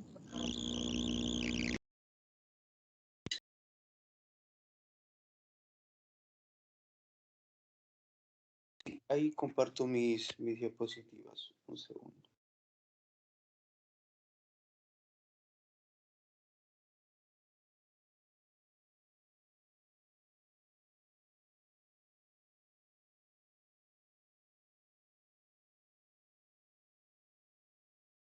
¿Se ven las diapositivas? Disculpe. Sí se ve. Ya, perfecto. Bueno, a mí me ha tocado la pregunta 7 y 8. Primero la pregunta 7 es ¿qué procedimientos diagnóstico-terapéuticos debe realizar para el caso en mención? Cuando hablamos de los criterios de diagnóstico para la dermatomiositis, muchas veces están propuestos por Bohan y Peter, que son los siguientes, ¿no? Cuando hablamos de esta dermatomiositis, vamos a ver lesiones cutáneas características, ¿no? Que es un único criterio prescindible cuando tenemos que ver en el diagnóstico. Una debilidad muscular proximal y simétrica, ¿no? Que tendría que ver con la cintura escapular y pelviana. También tiene que ver mucho la elevación sérica, ¿no? En enzimas musculares, como el CK o la Miguel Ángel, aldolase. tus diapositivas no están corriendo. Doctora, ¿no está en la pregunta Sí, 7? ¿Ahora sí? sí, ahora Le sí. de- Ya, doctora. Está bien. Usted me avisa nada más, disculpe. Bueno, cuando hablamos de las enzimas musculares, hablamos de la CPK, que es la más sensible y la que guarda una mejor correlación clínica, ¿no? Con la actividad de la enfermedad y la valoración de las recaídas. También tenemos que ver los cambios electromiográficos, que es un patrón miopático, ¿no? Con potenciales de escasa amplitud, polifásicos y de reclutamiento anormalmente precoz de potenciales de acción de la unidad motora. También podemos ver una biopsia muscular compatible, ¿no? Que tiene que ver con la afectación muscular, que es, por así decirlo, parchada, ¿no? Caracterizada por una infiltración inflamatoria perivenular o una necrosis muscular. Por ende, cuando hablamos de un diagnóstico, tiene que ver mucho las lesiones cutáneas, la debilidad muscular, las enzimas musculares, los cambios electromiográficos y la biopsia muscular compatible. También cuando hablamos de este diagnóstico, muchas veces encontramos el ANA, ¿no? El ANA positivo en la mayoría de las dermatomiositis y polimiositis. No olvidarnos que hay dos tipos de estos anticuerpos, ¿no? Los específicos de miositis y los anticuerpos asociados a miositis. Cuando hablamos de los específicos de miositis, hablamos que son de alta especificidad. Los principales son, por ejemplo, la antisintetasa, que es el más frecuente en el antijol. Aparece en un síndrome de antisintetasa caracterizado por una miositis, una fibrosis pulmonar, esta famosa manos de mecánico, una artritis nerosiva o un fenómeno de Raynaud. También tenemos el anti-Mi y el anti-TIF, ¿no? Que tiene que ver con el PI55, ¿no? Que implica con mayor frecuencia de neoplasias en pacientes adultos, ¿no? Con dermatomiositis. Y bueno, cuando hablamos de esta dermatomicitis en este anti-TIF, su negatividad tiene un alto valor predictivo negativo. Y el otro ANA viene a ser el anticuerpo asociado a miositis, ¿no? Que se identifican cuando se asocian a otras enfermedades del tejido conjuntivo, como un síndrome de superposición. Los principales, el anti-RNP, asociado a una enfermedad mixta de tejido conjuntivo, y el anti-PMSCL, ¿no? Que es asociado a una esclerosis sistemática. También podemos ver la resonancia magnética, ¿no? Que es usada para identificar las áreas de necrosis muscular, degenerativa y de la inflamación, ¿no? Cuando hablamos, después de ver este diagnóstico o qué diagnóstico tendremos con este tipo de patologías, tenemos que justificar también su criterio clínico, fisiopatológico y el uso racional de estos medicamentos, ¿no? Cuando hablamos de la farmacoterapia, vamos a hablar de la metilprednisolona más el metatrexato y más un ácido fólico, ¿no? Eso es lo que deberíamos de usar. Y acá tengo un cuadro muy importante que tiene que ver con el tratamiento de las miopatías inflamatorias idiopáticas. Primero hablamos de una terapia de glucocorticoide inicial, ¿no? Que sería lo inicial, que es la prednisona, que vendría a ser 1 miligramo por kilogramo por día, o una metilprednisolona, que son 1000 miligramos por día. Después vendría una reducción de estos glucocorticoides porque tendríamos que reducir la dosis. La reducción sería de 40 miligramos por kilogramo por día, que es una disminución de 10 miligramos cada semana, una semana. Después una reducción de 20 miligramos por kilogramo por día, ya la disminución sería de 5 miligramos una semana. Después a 10 miligramos por kilogramo por día, que sería ya 2.5 miligramos por semana, cada semana, y la reducción de 5 miligramos por kilogramos por día, que ya sería una disminución de 1 miligramo por cada semana. También después de esta reducción de estos glucocorticoides, hablamos de unos agentes ahorradores de corticoides. Ahí tenemos a la azatioprina, que si lo usaríamos sería de 50 miligramos por día, aumentando 50 miligramos cada semana hasta 1,5 miligramos por kilogramo por día, como también el metotrexato, ¿no? Que igualito sería 50 miligramos al día, pero acá vamos a aumentar 2,5 miligramos cada semana hasta 25 miligramos por semana. Entonces, si nosotros hablamos de la terapeuta, vamos a hablar de los glucocorticoides. Lo que tenemos que hacer es de ahí ir reduciendo, pero también lo que vamos a usar son estos ahorradores de corticoides, que es la acetoprina y el metotrexato, como ya expliqué, ¿no? Que son de 50 miligramos, la acetoprina aumentando 50 miligramos por cada semana hasta 1,5 miligramos por kilogramos por día, y el metotrexato igual, ¿no? Aumentando de 50 miligramos a 2,5 miligramos por cada semana hasta 25 miligramos por semana. Cuando hablamos también del tratamiento de la primera línea, porque ese cuadro está bonito, pero ese anterior, el cuadrito, sí, el anterior. Ahí está, doctora. ¿Puedes poner tu PPT previo? No lo veo todavía, demora a veces en cargar. Bueno, lo que está bonito porque inicialmente empezamos con metilprednisolona, pero en esa reducción de glucocorticoides dice reducción, o sea, normalmente los cursos de metilprednisolona, como ya lo hemos visto en las otras patologías, se da de 3 a 5 días máximo, y después pasamos a la prednisona vía oral. La verdad es que en miopatía inflamatoria sí se llega a dar bastante prednisona, pero creo que 40 miligramos por kilo día es demasiado. A lo mejor quisieron decir, no sé si 40 miligramos de prednisona al día, porque si es que es 40 miligramos por kilo y una persona común y corriente, un adulto, pesa 60 kilos, sería más o menos 2.400, sería demasiado corticoide. Creo que acá debe ser dosis total, a menos de que sea una dosis pediátrica o sea calculada de otra forma, ¿no? Hay que revisar bien este artículo con respecto a la cantidad de corticoide que le está poniendo. No, no con la terapia inicial, sino con la terapia de mantenimiento. Creo que es mucho. Ya, eso sí revísenlo con otras bibliografías o con las guías clínicas. Y con respecto a los alrededores de corticoides, está muy bien. Siempre, nunca podemos dejar a un paciente solo con glucocorticoides, porque le hacemos daño. La idea es retirar el corticoide y que siga inmunosuprimido, y por eso damos los ahorradores de corticoides, que el de elección es el metrotexate, pero a veces cuando hay hipertransaminasemias, como el caso, se complica dar metrotexate, entonces se puede dar azatioprina. La dosis de azatioprina sí está bien, 50 miligramos por kilo día y ir aumentando, pero el metrotexate no se da 50 miligramos por día. El metrotexate generalmente da 7.5 miligramos y puedes aumentar hasta 25 miligramos y es por semana. Esta parte de metrotexate 50 miligramos por día no va, ¿ya? Debe ir de 7.5 hasta 25 miligramos por semana. Siempre son dosis semanales. Y sí deben ir aumentando 2.5 miligramos cada semana. Eso sí puede ser. ¿Ya? Eso nada más. Listo, doctora. Bueno, para finalizar, bueno, cuando hablamos del tratamiento de primera línea, ¿no? Hablamos de los corticosteroides, ¿no? Se considera una terapia de primera línea, se inicia con la dosis de miligramos por kilogramos por día, con un eventual cambio de una dosis mínima, ¿no? Luego de 4 semanas o a varios meses después de la iniciación, ¿no? Los pacientes con enfermedad grave, tales como la enfermedad pulmonar intersticial, disfagia o esta debilidad profunda, pueden iniciar, ¿no? Con la metilpenicilina intravenosa durante 3 a 5 días antes de cambiar, ¿no? A 1 miligramo por kilogramo por día, ¿no? De perfusión oral durante varios meses, ¿no?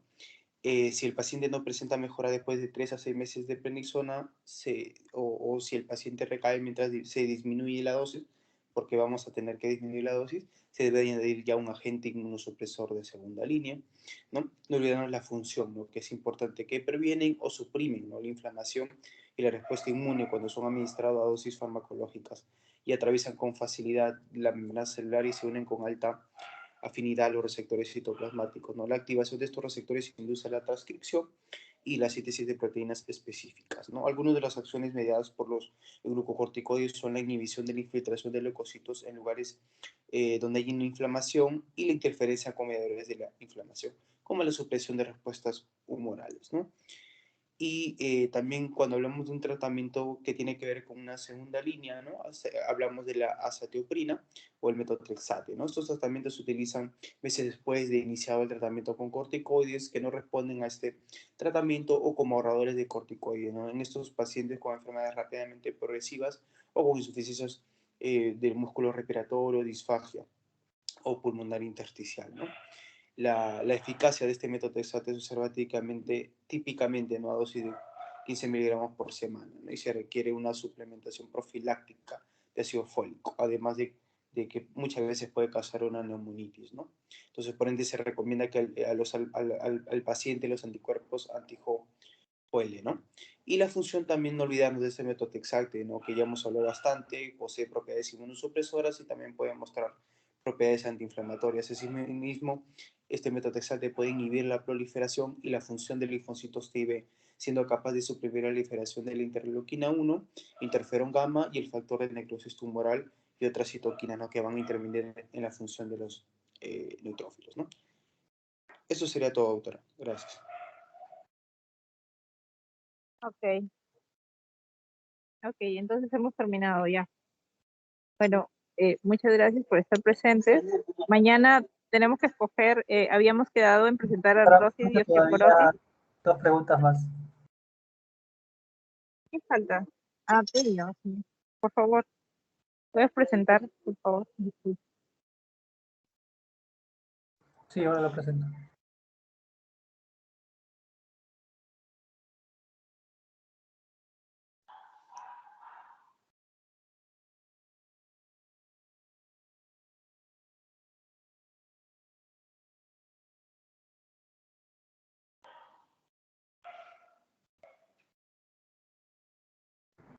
¿Se logra ver?